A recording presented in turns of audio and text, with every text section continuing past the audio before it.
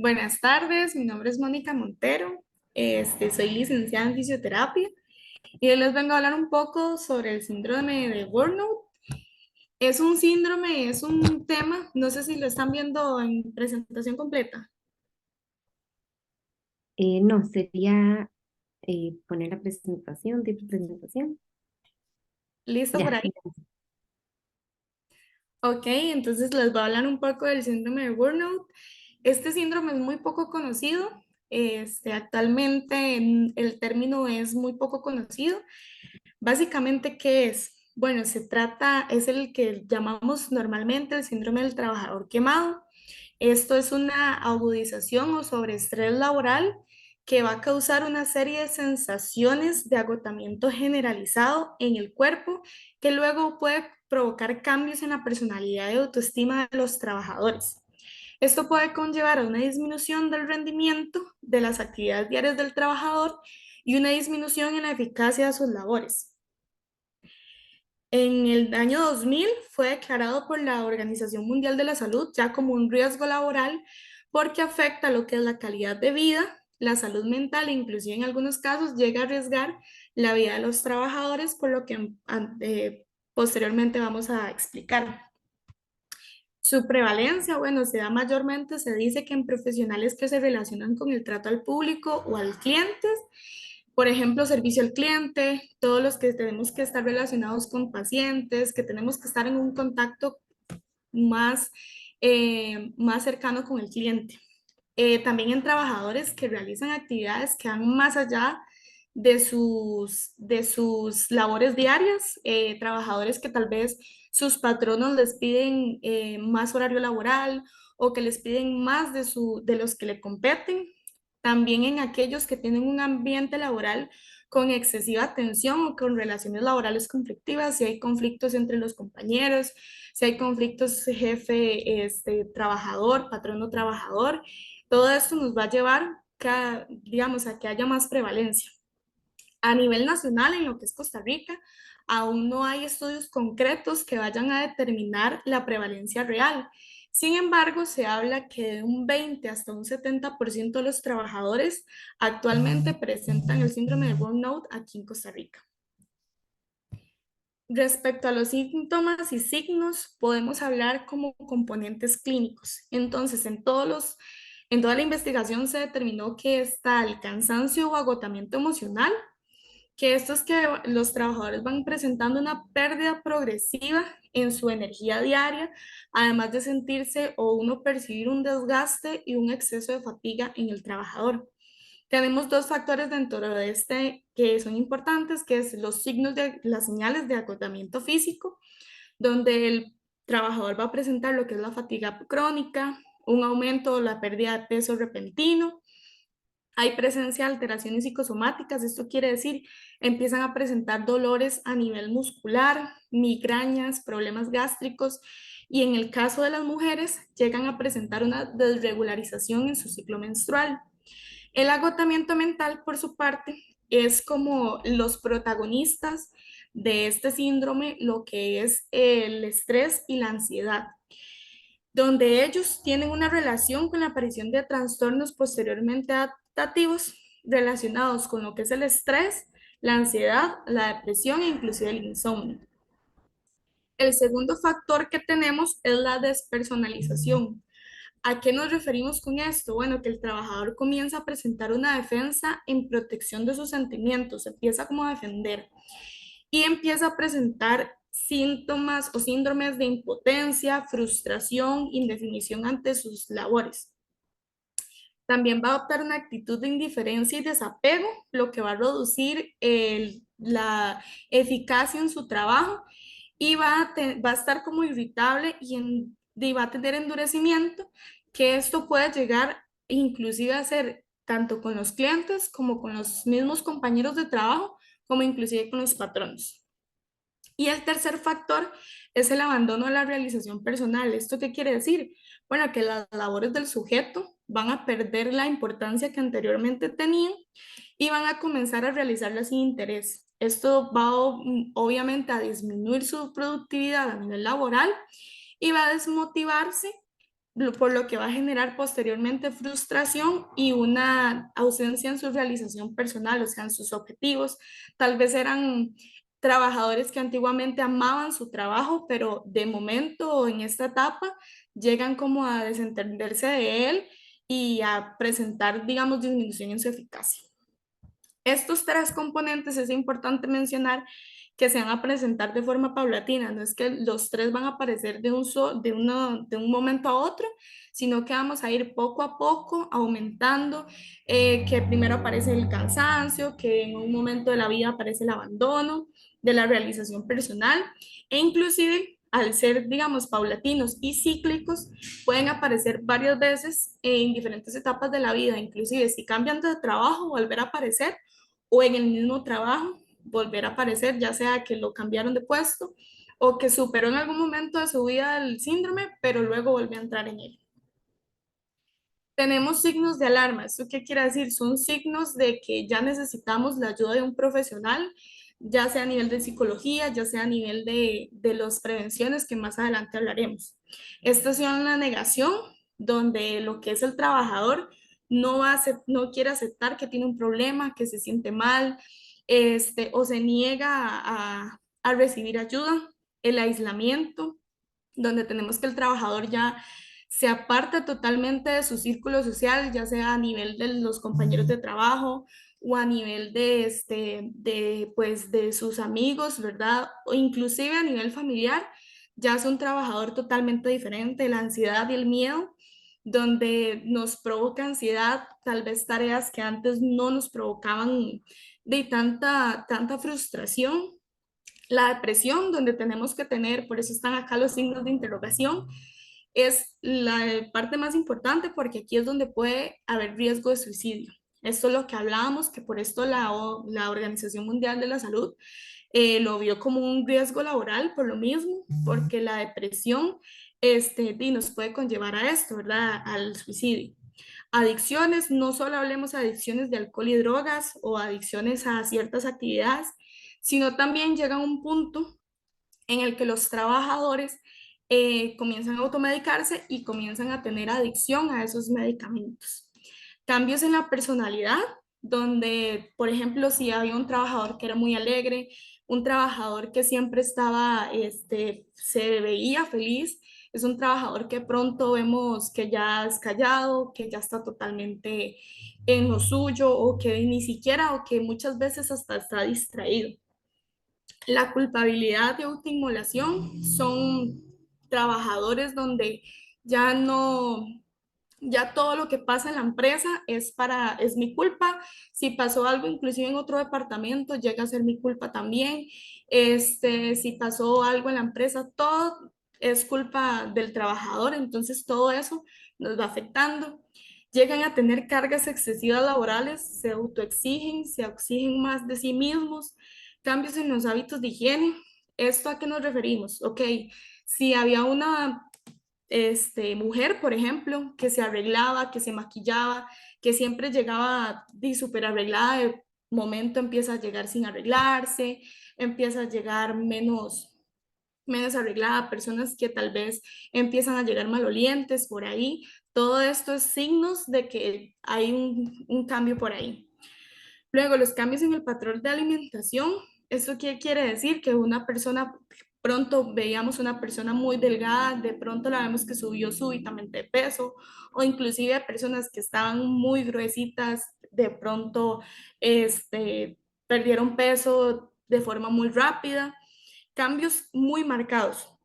La pérdida de memoria, personas que antes tal vez eran súper ordenadas, de pronto las vemos que totalmente están desordenadas o desorganizadas, se les empiezan a olvidar cosas importantes que tenían dentro de su horario laboral y la dificultad para conciliar el sueño o inclusive en otros casos personas que sufren un trastorno del sueño en el que más bien no logran conciliar el sueño en la noche y ahora pasan con mucho sueño, pasan mal.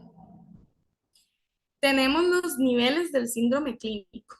Ok, van 4 niveles, donde ya el extremo es donde ya es preocupante. Bueno, desde leve es preocupante, pero ya el extremo es donde ya hay riesgo de vida. El leve son quejas menores, el trabajador empieza a quejarse, empieza a sentirse cansado, empieza a verse cansado. Y algo muy característico es que hay una dificultad para levantarse o para comenzar su mañana. Entonces hay una dificultad, hay un como no quiero levantarme, no quiero ir al trabajo. A nivel moderado entra lo que es el cinismo, el aislamiento, ya el trabajador comienza a salirse, por decirlo así, de su círculo social, suspicacia o desconfianza tanto a los otros trabajadores como a los jefes, como a desconfianza en desconfiar de sí mismo, de sus labores, y el negativismo. Aquí es donde todo es negativo, todo lo que le pasa está mal, todo lo que hace está mal. El nivel grave, donde hay un enlentecimiento, es donde empezamos a ver al trabajador más lento en sus actividades, que tal vez realizaba actividades de forma más rápida y ahora las realiza un poco más lento. Hay automedicación, aquí es donde entra la automedicación con psicofármacos, que comienzo a tomarme una pastilla para la ansiedad porque fulanito me recomendó que era lo más aceptable, o en la farmacia llegué y pedí un antidepresivo. También hay ausentismo, hay aversión y aquí es donde entra el abuso del alcohol y de las drogas. Y ya al nivel extremo, que es el nivel donde definitivamente hay que abarcarlo sí o sí, que es donde hay un aislamiento todavía más marcado. La persona en definitiva no quiere volver, digamos, con sus familiares o con sus compañeros de trabajo. Hay colapso, la persona empieza a colapsar, la frustración es tan grande que la persona empieza con los ataques de ansiedad, con los cuadros psiquiátricos y en los casos más graves llega a cometer suicidio.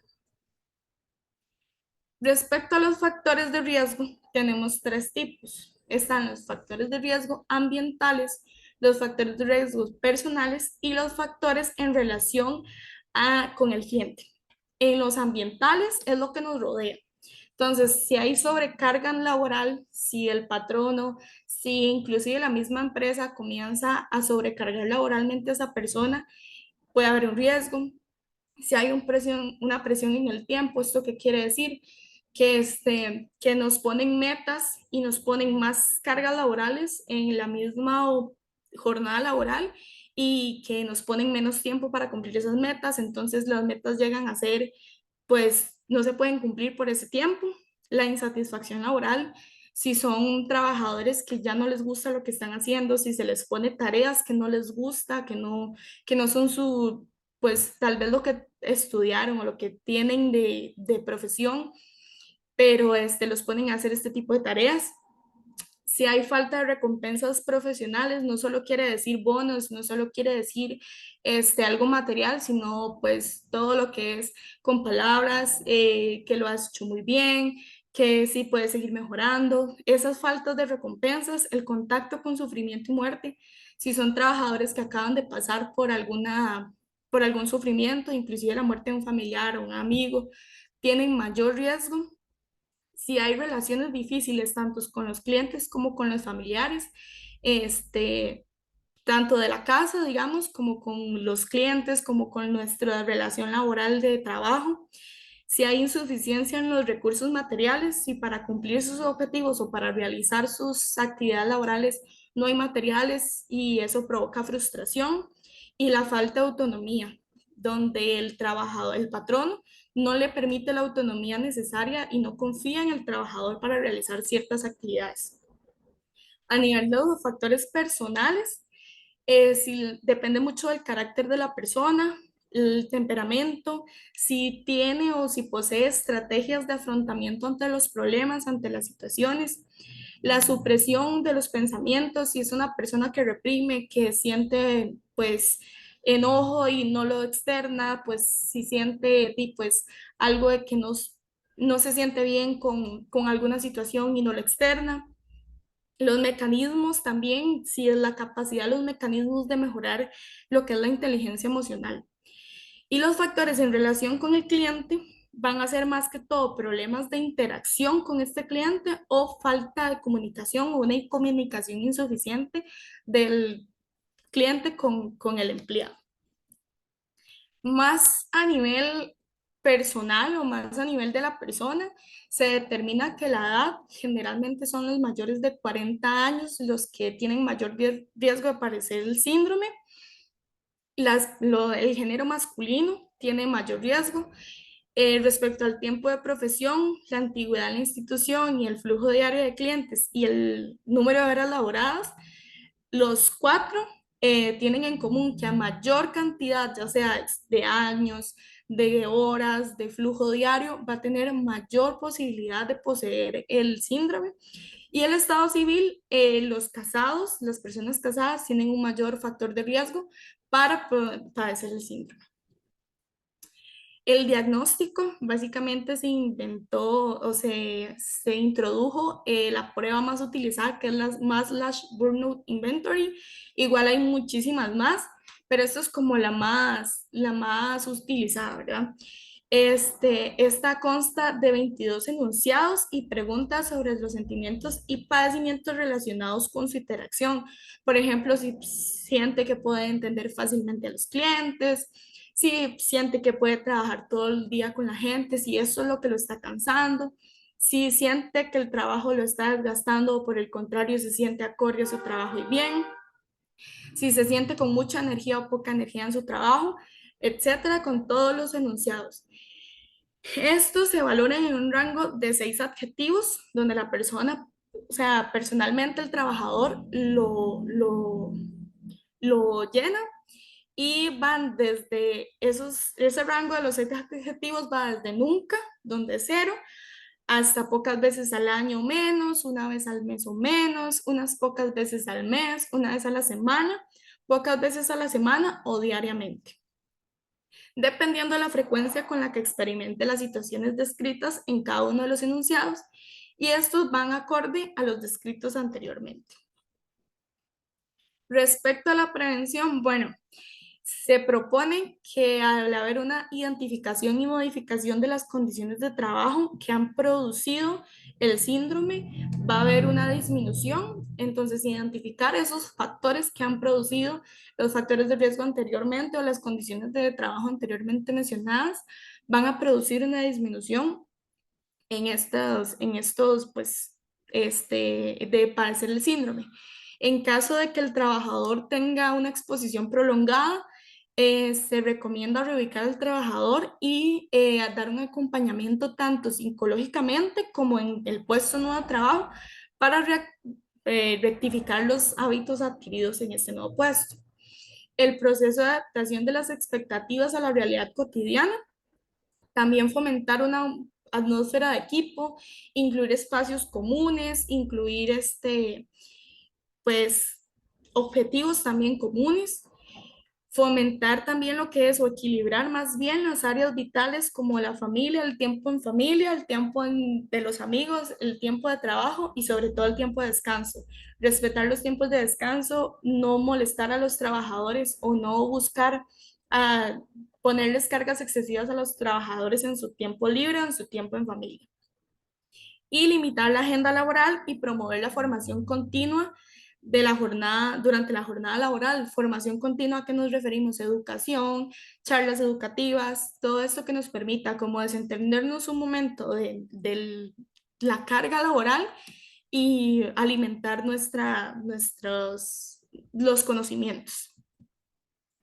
Como tratamiento a nivel general se debe concentrar en 3 factores: lo que es el alivio del estrés, aliviar ese estrés, ya sea estos tiempos de descanso, ya sea estos tiempos de familia, estos tiempos dentro de la misma oficina donde incluimos actividades pues lúdicas con los otros compañeros, la recuperación mediante la relajación o la práctica de algún deporte, donde el trabajador tenga como ese espacio solo para él, y la vuelta a la realidad, donde se debe principalmente promover el abandono de las ideas de perfección. Está bien que muchas veces tenemos que buscar lo mejor, pero no todo es perfecto y tenemos que entender eso. Por otra parte, si las manifestaciones son graves, las intervenciones psicoterapeutas recomendadas, en este caso, son antidepresivos en combinación con la psicoterapia, o sea, como un conjunto de ambos. La promoción de la salud en el trabajo es importante, ya que va a crear como esa, valga la redundancia, importancia en los trabajadores de que pues su salud vale, que su salud es más importante que inclusive el trabajo. Incluir modelos de tiempo de trabajo y la puesta en práctica de las sesiones de supervisión. Está supervisando constantemente a los profesionales, a los trabajadores. También se plantea que es bueno aplicar el cuestionario Burnout mínimo una vez al año para el control como para el control previo con el fin de detectarlo y encontrar las causas. Fortalecer también la comunicación con los otros compañeros de trabajo que están en la misma posición y que padecen los mismos síntomas o que padecen los mismos cargas laborales con el fin de obtener consejos para reducir esa presión. La programación, también se determina una programación de reuniones terapéuticas de grupo para trabajar lo que son los sentimientos encontrados, resentimientos, malentendidos, mejorar la comunicación entre los mismos compañeros y la comunicación patrono-trabajador. También buscar formas de relajación como la diversificación de actividades no relacionadas con la práctica laboral y también tener periodos de descanso vacacional. En hacerle entender a los trabajadores que las vacaciones son importantes para poder continuar con su jornada laboral normal y incorporar lo que es el ejercicio, tratar de, o sea, esto es más por parte de los trabajadores, donde tienen que tratar de integrar el ejercicio como un estilo de vida, promover buenos hábitos de sueño, conformar equipos de colegas para atender la carga excesiva y también fomentar las habilidades sociales. Desde la fisioterapia, el tratamiento se basa en la disminución, bueno, de puntos gatillo. Estos puntos son los que nos promocionan, los que nos proveen, por decirlo así, las contracturas musculares que muchas veces presentamos. Al disminuir esos puntos gatillos por medio de un masaje, de una descarga muscular, por ahí nos ayuda a disminuir también digamos, esas lesiones que nos provocarían también más adelante el síndrome de burnout, la prevención, sobre todo a través de la higiene postural, de entender los cambios, nuestros cambios físicos, de que entender que tenemos que estarnos moviendo dentro de nuestra jornada laboral, principalmente en aquellos trabajadores de oficina, y el tratamiento de lesiones. Básicamente, desde fisioterapia se recomienda realizar un masaje terapéutico de relajación una vez cada 2 meses para disminuir esa tensión en las zonas sobrecargadas por el estrés laboral o inclusive visitar al fisioterapeuta en caso de que haya una lesión para evitar que esa lesión me provoque más adelante un dolor y una disminución en mi eficacia laboral. De acuerdo a la higiene postural, ok, la higiene postural es un tema que es un término que muchas veces no es muy comprendido, pero debemos entender que este concepto es un conjunto de normas y actitudes posturales, tanto estáticas como dinámicas, o sea, tanto en movimiento como en este momento estático, en las que logramos mantener una correcta alineación del cuerpo y evitar posibles lesiones. Para hablar de la higiene postural, tenemos que hablar primero de qué es la postura. La postura es la posición del cuerpo o segmento del cuerpo acorde a la gravedad, generando un equilibrio entre las fuerzas a nivel de nuestro sistema, de nuestros músculos y la gravedad. La postura debe ser considerada bajo dos importantes aspectos, como es desde el punto de vista de la tarea laboral de lo que tenemos que realizar, donde se debe decidir la postura que es más favorable para realizar el trabajo con un menor esfuerzo posible, un esfuerzo muscular menor, acorde a los movimientos necesarios de manos, dedos, brazos, así como de tronco y de piernas. Y desde el punto de vista de la solicitación a la que está sometida la persona a efectuar la tarea, o sea, tanto de ajustar el medio a nosotros como de ajustarnos nosotros al medio. En esto tenemos los tres tipos de postura en los que podemos ver a un trabajador. La postura sedente o los trabajadores que, bueno, que básicamente trabajan sentados, que la mayoría son los de oficina, donde sus ventajas es que vamos a tener un menor gasto energético. Esto quiere decir, nuestro cuerpo va a estar quemando menos calorías, va a estar disminuyendo su actividad muscular y va a descargar las articulaciones de los miembros inferiores. A nivel de la columna vertebral, sin hiperlordosis es cuando estamos muy curviados, estos típicos sillas que tienen mucha curvatura en la espalda. Esto va a aligerar la disminución de compresión de articulaciones de la columna y de los anillos fibrosos, que es donde están esa almohadilla suavecita, que es donde se forman o se pueden llegar a formar hernias. Como desventaja, como todo en la vida, se tiene desventajas y desventajas. Como desventaja, tenemos que hay una reducción de la movilidad de la columna vertebral. Estamos siempre quietos, la columna siempre está recibiendo un peso, pero no hay como como una transferencia de cargas que nos permita la movilidad de la columna. La dificultad del retorno venoso porque disminuye la actividad muscular de las extremidades inferiores principalmente. ¿Esto qué quiere decir? Nuestro cuerpo está en constante circulación de sangre. Al estar sentados, nuestros músculos funcionan como unas bombitas que permiten volver la sangre hacia el corazón y retornarla.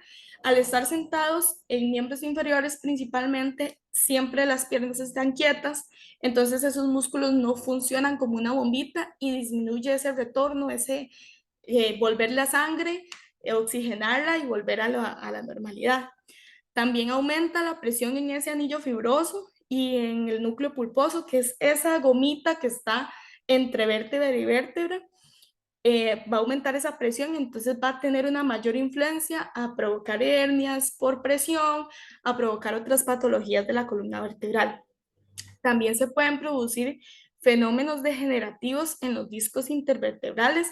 Son discos que empiezan a presentar menos agüita, menos carnita, por decirlo así, y es donde se empiezan a presentar desgastes a nivel de columna. También puede producir varices y edemas a nivel de las piernas. Edemas nos referimos a hinchazón. Entonces empiezan a haber piernitas hinchadas, piernitas sobrecargadas y también a un aumento de tensión en los ligamentos de la columna. Los ligamentos que sostienen al huesito de la columna se empiezan a ver presionados. Esto se puede aligerar, por decirlo así, con ergonomía, modificando la altura del asiento. Ok, la altura del asiento, estos 35 a 50 centímetros no están escritos en piedra, va a depender mucho de la altura de la persona, pero lo más importante en este caso es que el pie del trabajador esté este, en total contacto con el suelo. Entonces, tanto talón como punta como deditos van a estar totalmente en contacto con el suelo para disminuir la carga de las piernas.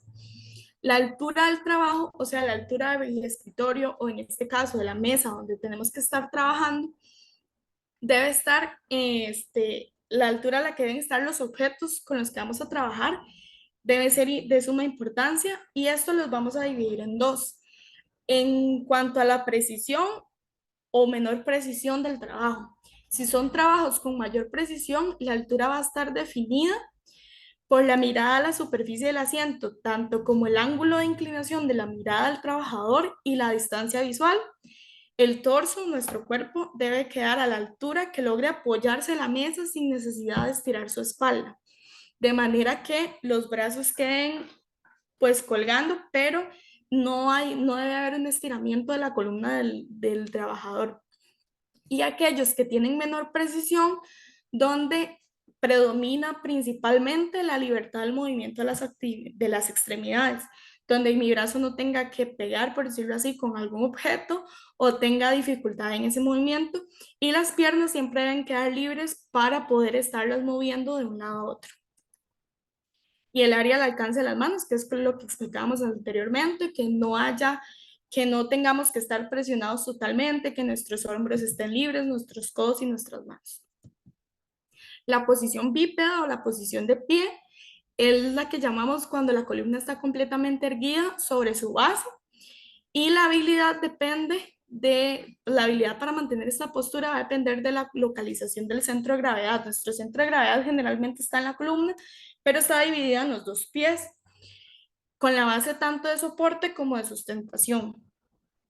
Para llamar así como ergonomía, para que esta posición no sobrecargue tanto nuestro cuerpo, nuestras piernas, nuestra espalda, sí se recomienda mantener la espalda recta. Toda la planta debe estar en contacto con el suelo y ligeramente separados los pies. Si el trabajador sabe que va a pasar mucho tiempo en la posición, debe tener la posibilidad de poner un pie sobre un taburete o reposapiés y alternarlos entre sí cada cierto tiempo. Y es de suma importancia que en esta posición el espacio de acción de las piernas debe permitir totalmente la movilidad de los pies. La postura alternativa, que es aquellos trabajadores que tienen la posibilidad tanto de estar de pie como estar sentado, en este caso se deben adaptar las herramientas y las tareas, los espacios y los entornos a la capacidad y necesidad de las personas para mejorar lo que es la eficiencia, seguridad y bienes de los trabajadores. Ya en lo que es la ergonomía en el trabajo a nivel general, el puesto de trabajo tiene el objetivo de conseguir posturas adecuadas o debe tener el objetivo de conseguir esas posturas adecuadas y colocar elementos de trabajo de forma que se evite la realización de movimientos que puedan provocar lesiones. Entonces, el puesto de trabajo se debe acoplar a que la persona en su realización, en su día a día, no tenga, no pueda provocar lesiones, que una silla que está mala totalmente no nos beneficia en nada, una mesa en la que pegamos nuestras piernas no nos beneficia.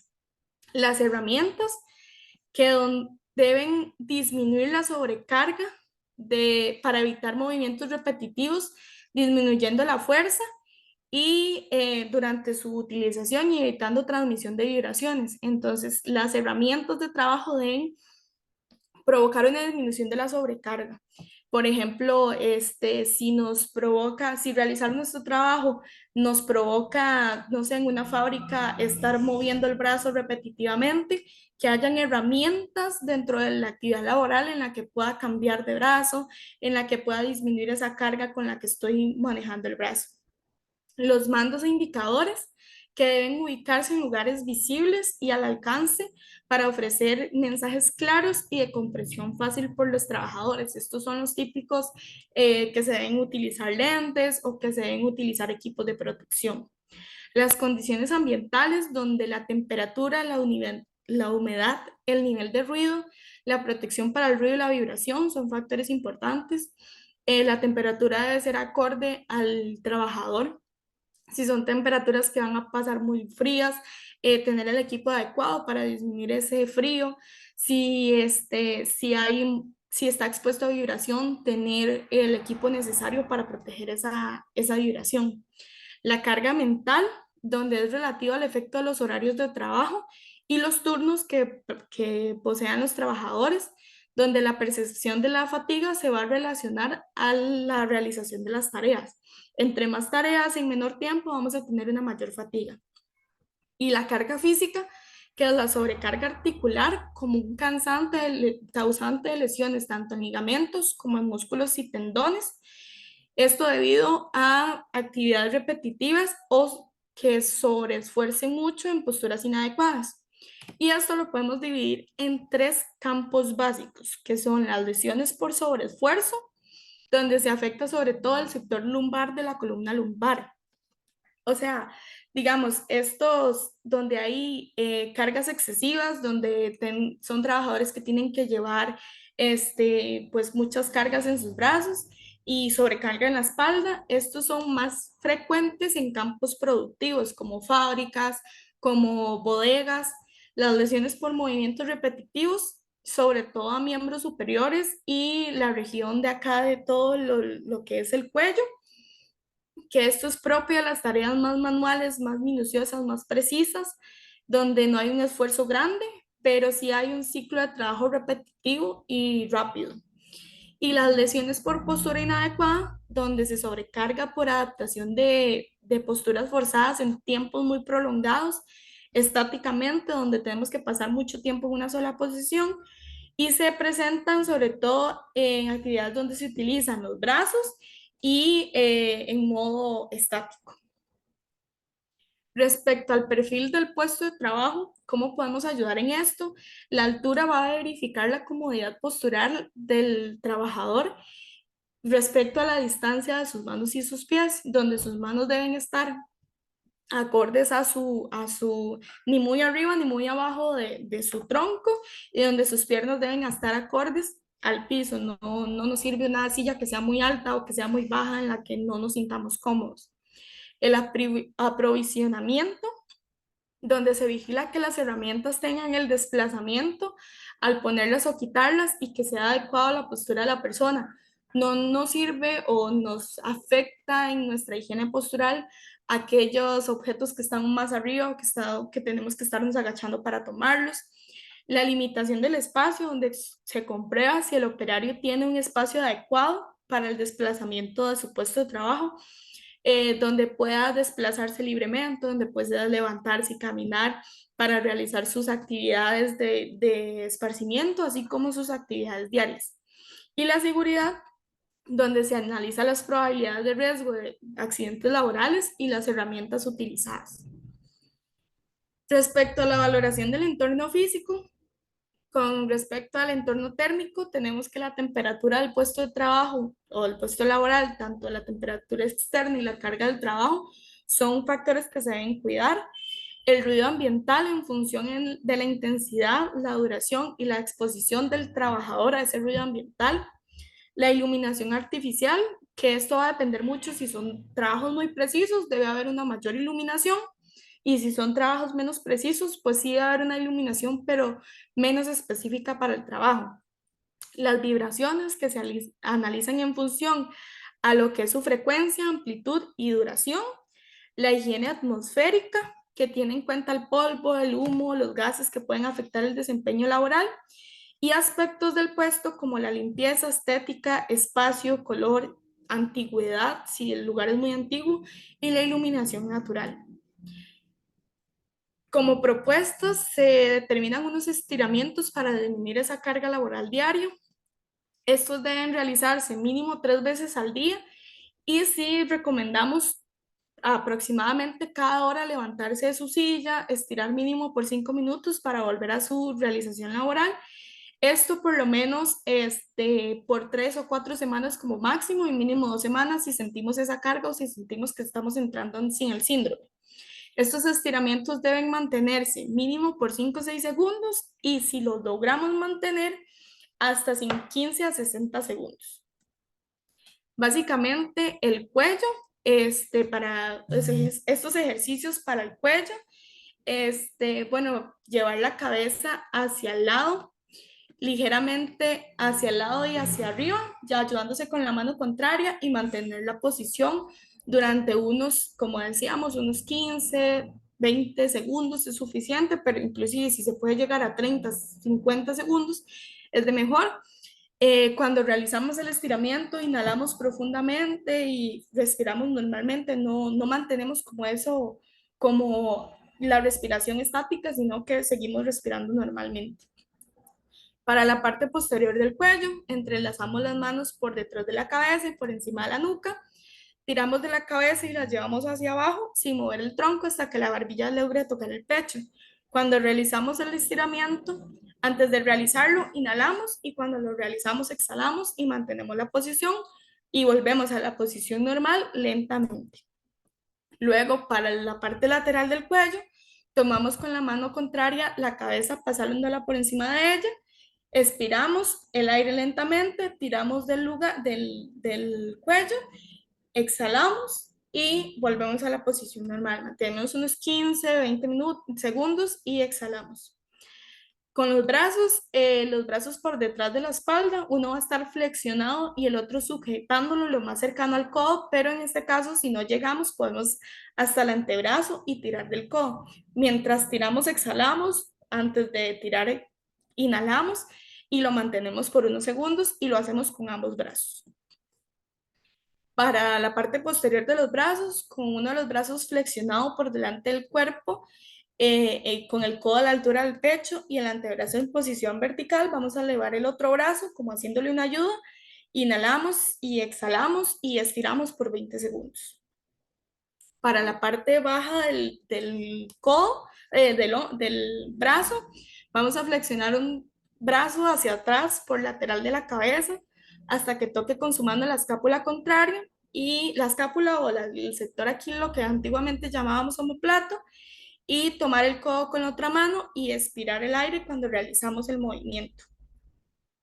Luego también elevar un brazo a la altura del hombro, flexionar y llevar la mano hacia el hombro contrario, sujetar el codo con la mano. Este es más que todo igual para brazos, es como la parte posterior, de pie a una distancia aproximada de 1 metro contra un objeto acorde a nuestra altura, extender los brazos sobre la cabeza y agarrarse al objeto y flexionar como intentando introducir nuestra cabeza sobre los brazos. Esto es más que todo como para la parte anterior del hombro, sentado en una silla. Vamos a elevar las manos haciéndonos hacia atrás. La silla debe quedar como a la altura del omoplato.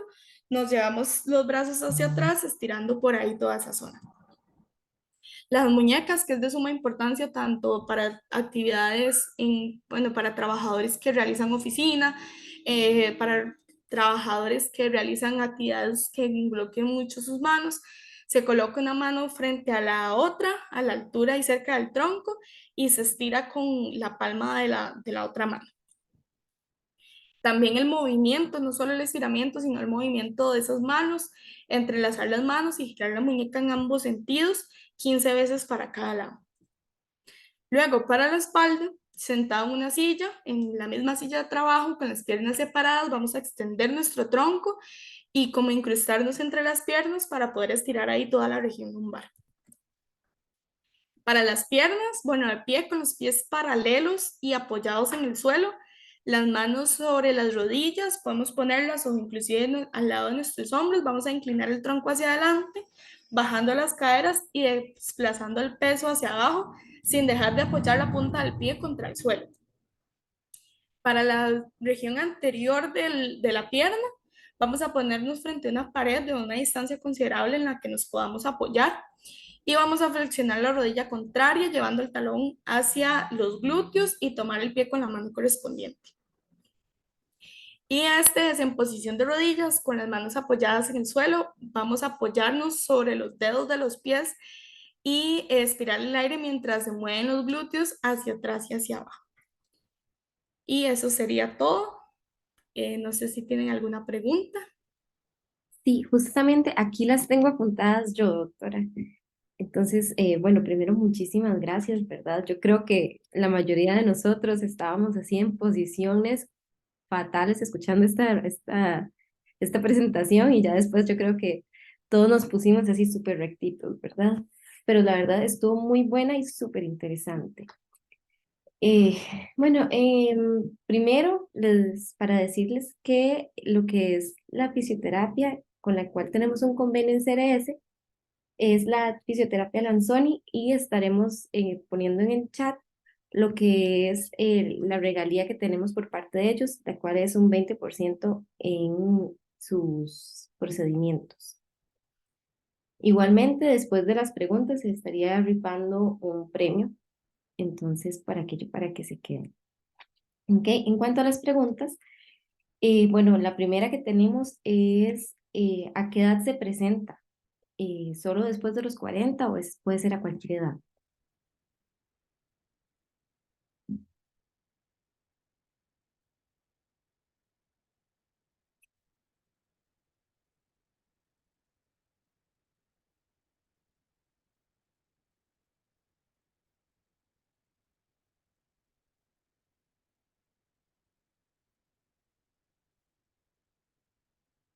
Un momento. A ver. Sí. A ver. Listo, doctora. Yo creo que ya. Listo, Sí. ahora sí. Bueno, en los estudios se determina que en realidad a cualquier edad, a partir de que obviamente tengamos la edad para laborar, pero su mayor presencia se da más de los 40. Pero sin embargo, inclusive una persona de 20 años, 30 años puede presentar el síndrome. Ok. Em, ¿Quién puede diagnosticar? Lo puede diagnosticar tanto pues el patrón, ¿verdad? Que empieza a identificar los síntomas o que el mismo trabajador se acerca a consultarle, así como un médico o inclusive a nivel de fisioterapia también. Ok, bueno, esta es la última pregunta que entró, pero siento que también es ligada a esa, que dice, bueno, ¿es reconocido por parte de los médicos de empresa o por parte de la caja este síndrome, perdón? Al ser reconocido por la Organización Mundial de la Salud, debería ser reconocido totalmente por los médicos, tanto de empresa como a nivel de la caja, y pues presentarse como un signo de riesgo laboral. Entonces sí, totalmente es reconocido. Ok, em, ok, está relacionado con el COVID, por ejemplo, con la niebla mental. Pues a nivel de COVID, más que todo a nivel pandemia, más bien sí está relacionado, ya que volvemos otra vez como a la rutina que hace 2 años no teníamos. Entonces va más que todo a nivel mental de esa carga laboral que habíamos disminuido, ese retorno a las oficinas, ese retorno de que ya no estamos en casa realizando nuestras actividades, sí va muy relacionado en ese sentido a nivel de pandemia. Ok, también tenemos, puede ser causado por la finalización de un contrato laboral. Pues podría ser en su nuevo trabajo, estar insatisfecho con su nuevo trabajo porque deseaba, por decirlo así, el contrato laboral anterior. Entonces, esa insatisfacción laboral en el nuevo trabajo sí puede tender o ser una causa para diagnosticarse como un síndrome de burnout. Ok, em, ¿cuánto porcentaje de los signos puede indicar alarma? En realidad, cualquiera de los signos que anteriormente mencionábamos, los signos de alarma, ya en este momento ya debe haber una intervención por parte de un profesional. Entonces, con uno solo de los signos ya debe haber una intervención. Ok, em, puede ser progresivo, por ejemplo, de leve a grave, y usualmente ¿cuánto dura este avance? Puede ser muy progresivo, de hecho es lo que hablábamos, que es paulatinamente, se da poco a poco y este avance depende de la persona, si la persona y del estrés, digamos, de los factores de riesgo que antes mencionábamos, pero depende mucho de la persona y su exposición al estrés laboral y su, digamos, la exposición a los factores de riesgo. Ok, ¿cuáles síntomas son los más alarmantes? Los más alarmantes son la depresión, que es la que nos puede llevar al suicidio, lo que es las adicciones y pues ya cuando dice más que todo la depresión y la ansiedad que van como ahí asociados son los signos más alarmantes. Ok, ¿cada cuánto es recomendado hacer las pausas durante la jornada laboral? Como lo mencionábamos anteriormente, sería genial cada hora movernos, cada hora movilizarnos, pero inclusive si estamos muy ocupados, mínimo 2, 3 veces al día, ojalá.